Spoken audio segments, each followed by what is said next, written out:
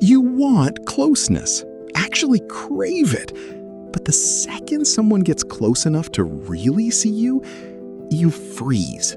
You pull away, shut down, find reasons to distance yourself, and you hate yourself for it.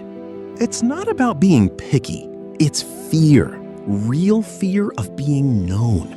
And it keeps you alone even when you're trying not to be. I tested 5 patterns that show if this is you. Test 1. Vulnerability. Someone asks you to share something real, something embarrassing or painful, and your body goes into panic mode. Your chest gets tight, feels like they're seeing something they shouldn't, something you've been hiding. So you change the subject, or you give the short answer. Maybe you shut down completely and they get the message. Drop it. The problem?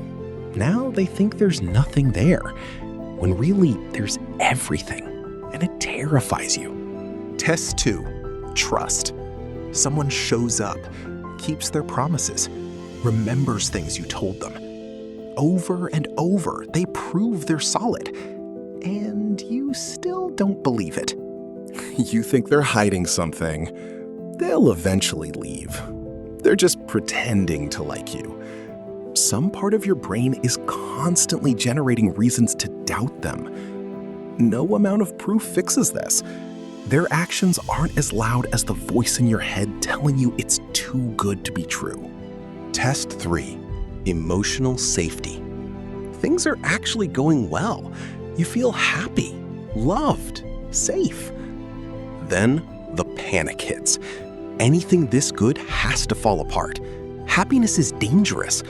So you test them, create distance, find problems, anything to break it before they do. You're not trying to sabotage. You're trying to control when the pain happens. If you end it, at least you're not sitting around waiting for them to leave. Test 4. Exposure. Imagine someone knows everything about you. Your fears, your shame, your weaknesses, your failures. All of it. Your instinct? Hide something. Keep one part of yourself locked away. Because if they know all of you and they still leave, that's over. You can't come back from that. So you don't let them see all of you. Ever. Test 5. Rejection sensitivity. They're busy, so they don't text back for a few hours. Or they're tired one day and seem distant. Small thing. Meaningless thing. Your brain says, they're leaving. It's happening. This is it. You don't wait for them to explain. You pull back first. Push them out.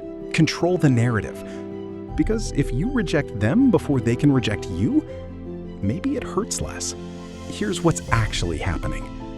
Fear of intimacy isn't about not wanting closeness. It's about fearing what happens when someone fully knows you. Usually there's a reason. Maybe someone in your life was emotionally unavailable, or you got hurt by someone you trusted, or you learned early on that showing weakness meant getting left behind. Your brain built walls to protect you. Worked perfectly at the time. But now, those walls keep everyone out, including the people who actually want to stay. The thing that breaks this?